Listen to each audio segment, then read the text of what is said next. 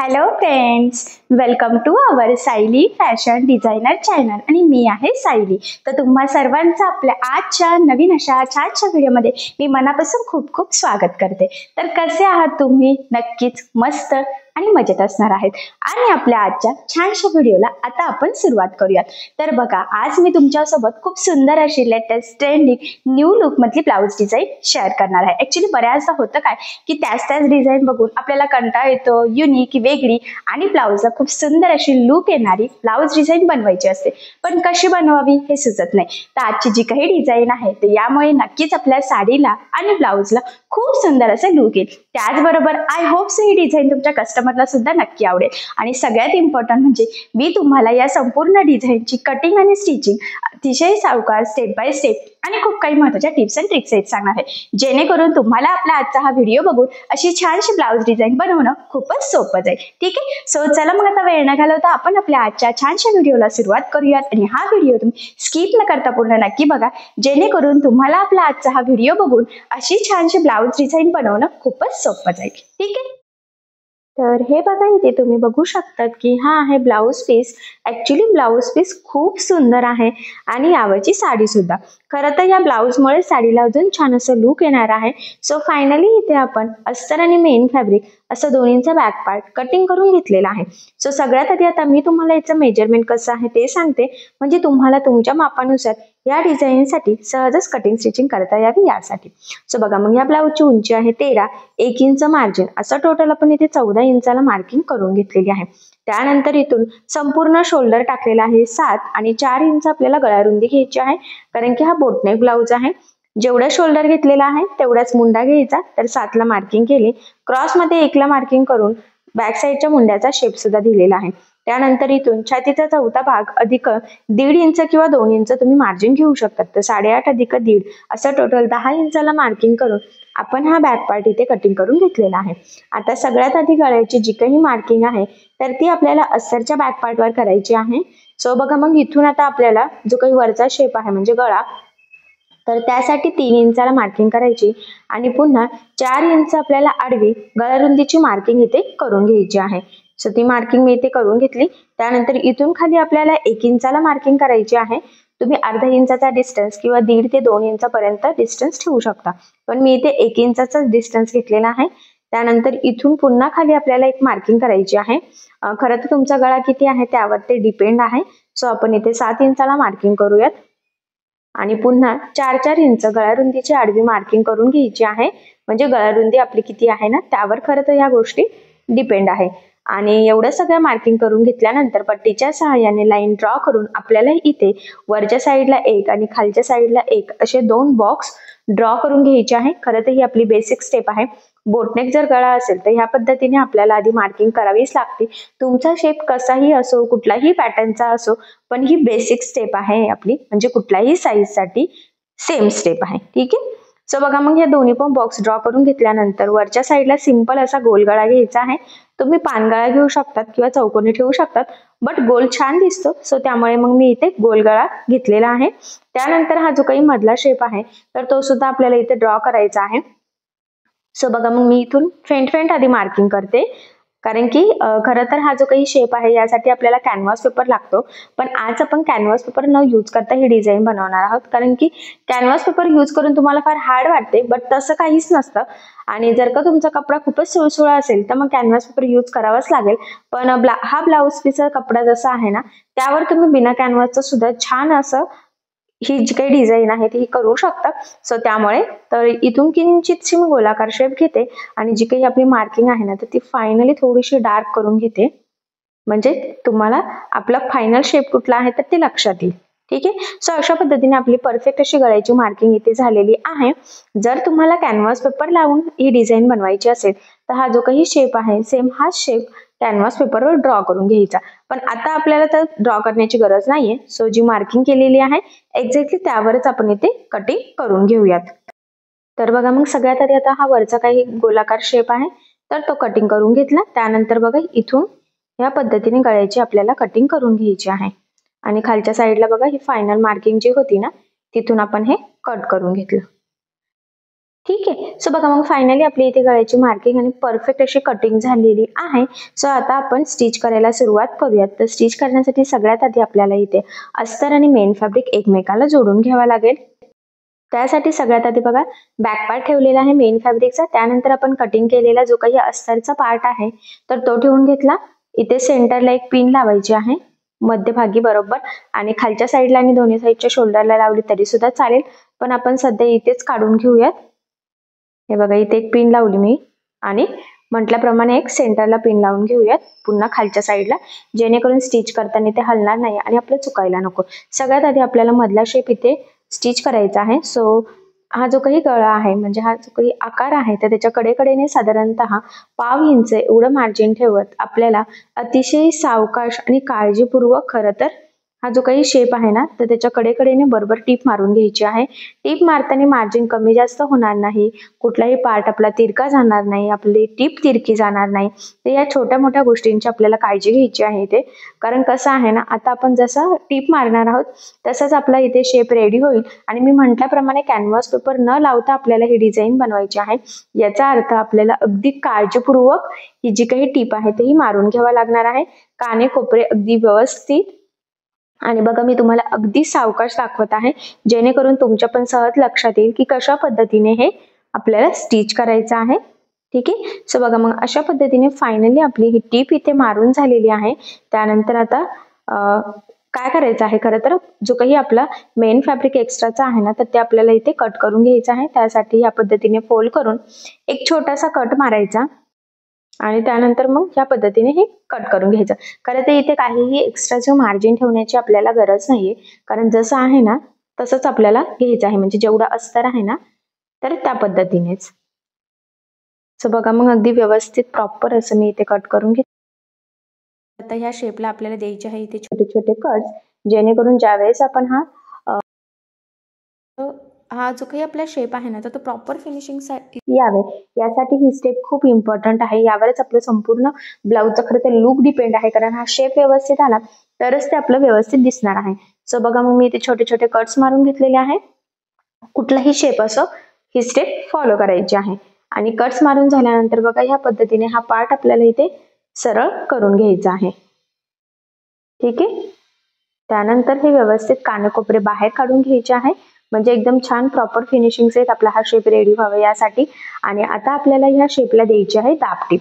तर बघा मग दाबटीप देताना आपल्याला काळजी घ्यायची आहे की जो काही आपला अस्तरचा आतला कपडा आहे तर तो वरती दिसणार नाही, जेणेकरून आपली फिनिशिंग बिघडायला नको. सो फिनिशिंग साठीच्या या छोट्या मोठ्या टिप्स तुम्ही आवर्जून आठवणीने फॉलो करायच्या आहेत, कारण बऱ्याचदा काय होतं की आपण हे लक्ष देत नाही आणि गडबडीमध्ये फक्त टिप द्यायला जातो आणि मग सगळं गळ्याचं फिनिशिंग बिघडतं, आणि गळ्याचं फिनिशिंग बिघडलं की ब्लाऊजचं फिनिशिंग सुद्धा बिघडतं.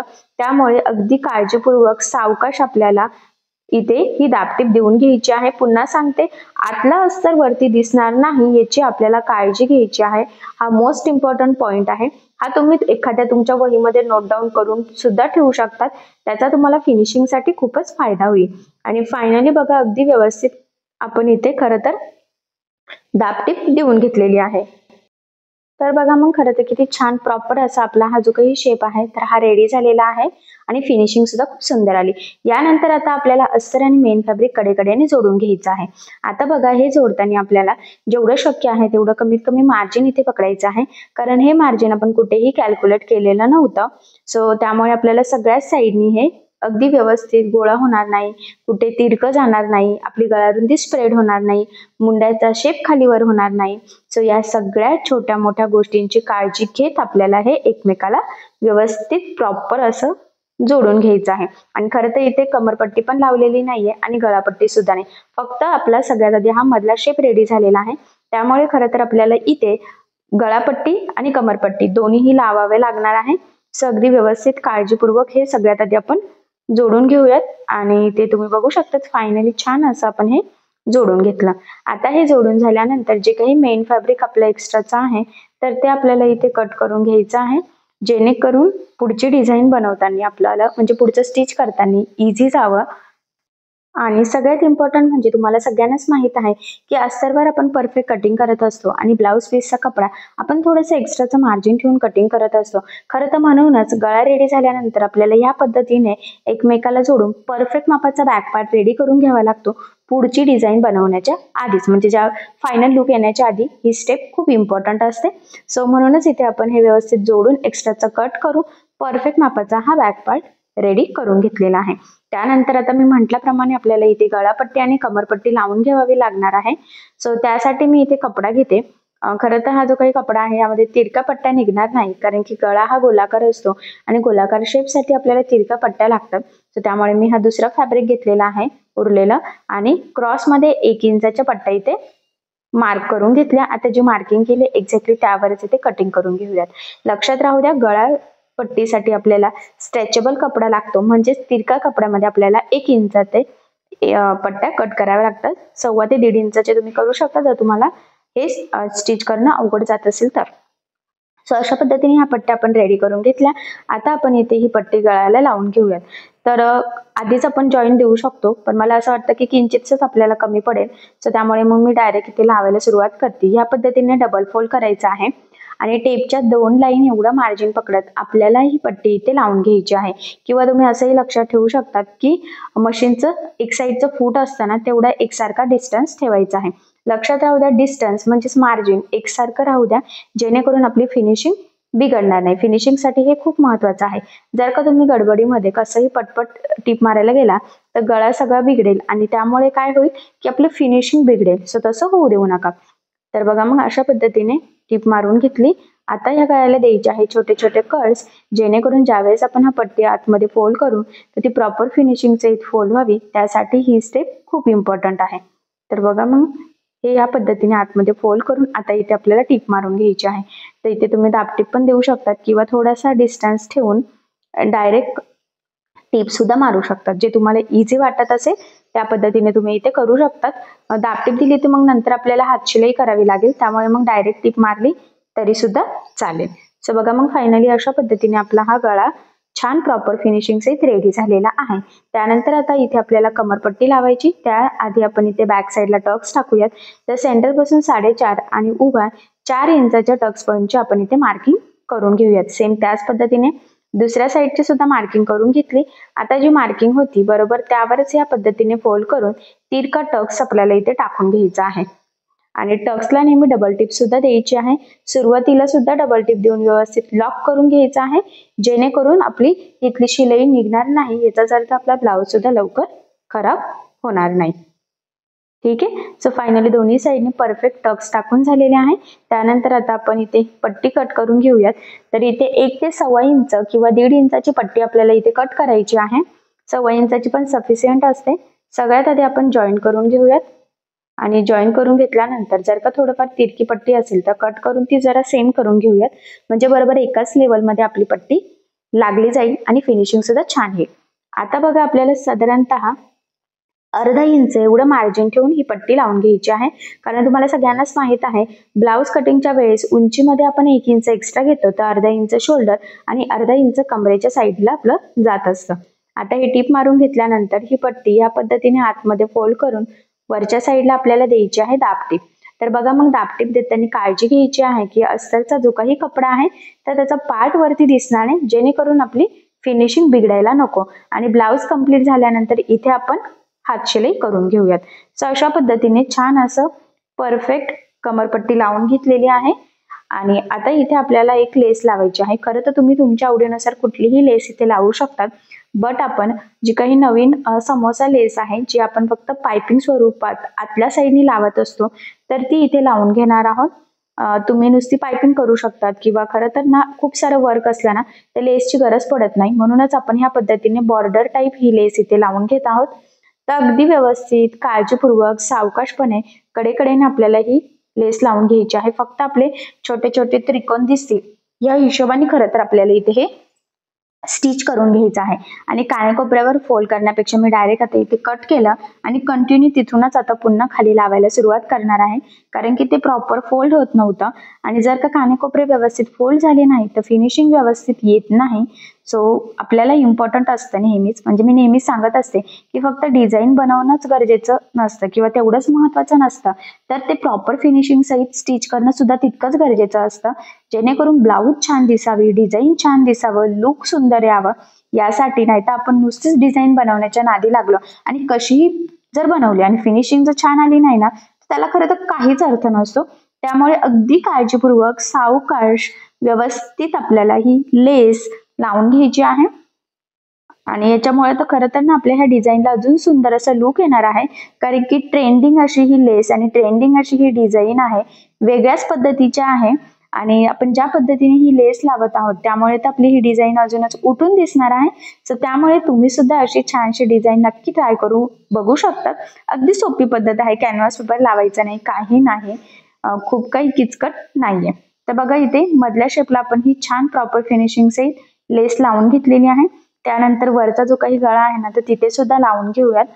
तर तिथे पण अगदी व्यवस्थित काळजीपूर्वक फक्त आपले ते छोटे छोटे त्रिकोण दिसतील या हिशोबाने आपल्याला ही लेस इथे लावून घ्यायची आहे. तर बघा मग मी अगदी थोडं थोडं थोडं थोडं पकडते इथे आणि मग बरोबर आपण इथपर्यंत हे लावून घेऊयात आणि एक्स्ट्राची लेस कट करून घेतलेली आहे. ठीक आहे. सो बघा मग वरचा गळा आणि मधला शेप दोन्ही यांना पण एकदम छान व्यवस्थित इथे ही जी काही आपली लेस होती ती लावून घेतलेली आहे. आता यानंतर काय करायचं आहे, मध्ये आपल्याला ना एखादं लटकन लावायचं आहे. खरं तर तुम्ही तुमच्या आवडीनुसार कुठेही म्हणजे कुठल्याही पॅटर्नचं लटकन इथे लावू शकतात, रेडीमेड लावू शकतात किंवा बनवू सुद्धा शकतात. सो आपण सुद्धा आता छान असं लटकन इथे बनवून घेऊयात, कारण की बनवलेलं लटकन जास्त काळ टिकतं सुद्धा, ते लवकर खराब होत नाही आणि महत्वाचं म्हणजे ना लुक सुद्धा छान येतं. सो त्यामुळे मग इथे मी छोटे छोटे चौकोन तयार करून घेतले, तर ते 2.5x2 किंवा 2x2 केले तरी सुद्धा चालेल. आणि आता आपल्याला बघा हे या पद्धतीने फोल्ड करायचं आहे आणि त्यामध्ये आपल्याला हे छोटंसं गोल्डन नॉट टाकून इथे आडवी टीप मारून घ्यायची आहे. आणि टीप टाकताना आपल्याला सुरुवातीला आणि शेवटी सुद्धा डबल टीप द्यायची आहे, जेणेकरून ते लवकर खराब व्हायला नको आणि शिलाई निघायला नको. आणि ह्या पद्धतीने बघा किती छान छोटंसं नाजूक मस्त असं आपण लटकन बनवून घेतलेलं आहे. आणि खरं तर इथे आपण रेडीमेड नॉट यूज करत आहोत, गोल्डन कलरचं घेतलेलं आहे. जर का तुमच्या ब्लाउजला सिल्वर वर्क असेल तर सिल्वर कलरचा नॉट घ्यायचा. आणि बघा दुसऱ्या साईडने सुद्धा आपण केलं, एकदम छोटीशी घेतलेली आहे, खूप काही लेंथ नाही आपल्या त्या नॉटची. आपल्याला थोडं वेगळ्या पद्धतीचं लटकन इथे बनवायचं आहे, तसं तुमच्या लक्षात येईलच. आणि खरं तर या लटकनमुळे ना ह्या डिझाईनला अजून सुंदर असं लुक येणार आहे. आणि लटकन बनवण्याची ही खूप सोपी पद्धत आहे, खूप काही अवघड आहे असं काहीच नाहीये. आणि बघा एक बनवलं तर सेम ह्याच पद्धतीने ना आपल्याला अजून एक बनवून घ्यायचं आहे, म्हणजे एकदम छान असा बंच टाईप रेडी होईल आणि सुंदर असं लुक पण येईल. तर बघा हे सुद्धा एक मी बनवून घेतलेलं आहे एक साईडचं,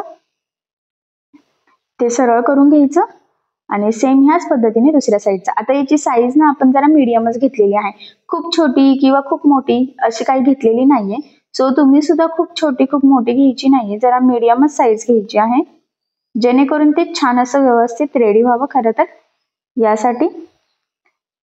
आणि जर तुम्हाला वाटत असेल की थोडं जर गळा अजून डीप असेल तर मग थोडंसं अजून मोठं केलं तरी सुद्धा चालेल. ठीक आहे. तर बघा मग फायनली हे छान असं आपलं 4 आपण खरं तर इथे फॅब्रिक पासून लटकन बनवलं, एक थोडं मोठं बनवलं म्हणजे ते असं सेंटरला छान दिसेल, थोडं युनिक लुक येईल त्यामुळे. आणि हे आता आपल्याला इथे मध्ये लावून घ्यायचं आहे. तर बघा मग मी इथून या पद्धतीने पकडलं आणि मशीनवरच डायरेक्ट लावणार आहोत आपण, तर तिथे डबल टिप देऊन व्यवस्थित लॉक करून घ्यायचं दोन्ही पण साईडला, जेणेकरून कितीही ब्लाऊज यूज केला कितीही धुतला तरी ते निघायला नको. तर बघा किती छान असं लुक आलेलं आहे खरं तर. आणि ते 4 आहे, एक मोठा आहे त्यामुळे तर ते अजून उठून दिसतंय. सो बघा मग फायनली खरं तर बोटनेक मध्ये आपण खूप सुंदर ट्रेंडिंग अशी डिझाईन इथे बनवलेली आहे. लेस पण छान वेगळ्या पद्धतीची यूज केलेली आहे, लटकन मस्त बनवलेले आहे, गळ्याचा शेप सुद्धा खूप सुंदर असा ट्रेंडिंग आहे. आणि ह्या छानशा बॅकनेक डिझाईनमुळे खरं तर आपल्या ब्लाऊजला आणि साडीला खूप सुंदर असं लुक येणार आहे. सो अशी छानशी लेटेस्ट ट्रेंडिंग न्यू लुक मधली ही डिझाईन तुम्ही नक्की ट्राय करून बघा. खरं तर मी जेवढं शक्य आहे तेवढं सोप्या पद्धतीने सांगण्याचा प्रयत्न केलेला आहे, जेणेकरून बायचान्स जरी तुम्ही कोणी नवीन शिकत असाल तरी सुद्धा तुम्हाला आपला आजचा हा व्हिडिओ बघून अशी छानशी डिझाईन सहजच बनवता येईल. एवढंच नाही तर बऱ्याचदा काय होतं की आपल्याला बोटनेकमध्ये डिझाईन कशी बनवावी ते तीच बनवायची नसते, वेगळी काहीतरी बनवायची असते. सो अशा वेळेस सुद्धा तुम्ही ही डिझाईन नक्की ट्राय करू शकता. सो अशी छानशी डिझाईन तुम्ही नक्की स्टिच करून बघा आणि जर तुम्हाला यामध्ये काही प्रॉब्लेम येत असेल तर मला कमेंट करून नक्कीच कळवा. त्याचबरोबर तुम्ही या छानशा डिझाईनच्या आयडिया तुमच्या कस्टमरला सुद्धा नक्कीच देऊ शकतात, जेणेकरून कस्टमरला सुद्धा नवीन आयडिया मिळेल आणि तुमचे कस्टमर सुद्धा नक्कीच तुमच्याकडे फिक्स राहतील. सो नवनवीन अशा छानशा डिझाईनची आयडिया कस्टमरला नक्कीच द्या. आय होप सो तुम्हाला आणि तुमच्या कस्टमरला ही आजची छानशी डिझाईन नक्कीच आवडली असेल. सो बघा मग खूप सुंदर अशी लेटेस्ट ट्रेंडिंग न्यू लुक मधली डिझाईन आपली तयार झालेली आहे आणि सगळ्यात इम्पॉर्टंट म्हणजे मी तुम्हाला या संपूर्ण डिझाईनची कटिंग आणि स्टिचिंग अतिशय सावकाश स्टेप बाय स्टेप आणि खूप काही महत्त्वाच्या टिप्स अँड ट्रिक्स सहित सांगण्याचा प्रयत्न केलेला आहे, जेणेकरून तुम्हाला आपला आजचा हा व्हिडिओ बघून अशी डिझाईन बनवणं खूपच सोपं जाईल. सो अशी डिझाईन तुम्ही नक्की ट्राय करून बघा आणि यामध्ये जर तुम्हाला काही प्रॉब्लेम येत असेल तर मला कमेंट करून नक्कीच कळवा. मी तुमच्या प्रश्नाचे उत्तर देण्याचा नक्कीच प्रयत्न करेन. ठीक आहे. सो चला मग आता आपण आपला छानसा व्हिडिओ इथेच थांबूयात आणि तुम्हाला आपला आजचा व्हिडिओ कसा वाटला हे मला कमेंट करून नक्की कळवा. त्याचबरोबर आपला व्हिडिओ आवडला असेल व्हिडिओला लाईक करायला विसरू नका आणि असेच नवनवीन छानसे व्हिडिओज बघण्यासाठी आपल्या सायली फॅशन डिझायनर या चॅनलला लाईक करा, शेअर करा आणि सबस्क्राईब करायला विसरू नका. ठीक आहे. सो चला मग भेटूया पुन्हा नवीन अशा छानशा व्हिडिओमध्ये. तोपर्यंत टेक केअर, काळजी घ्या आणि आपला आजचा व्हिडिओ शेवटपर्यंत पूर्ण बघितल्याबद्दल thank you so much. Bye bye.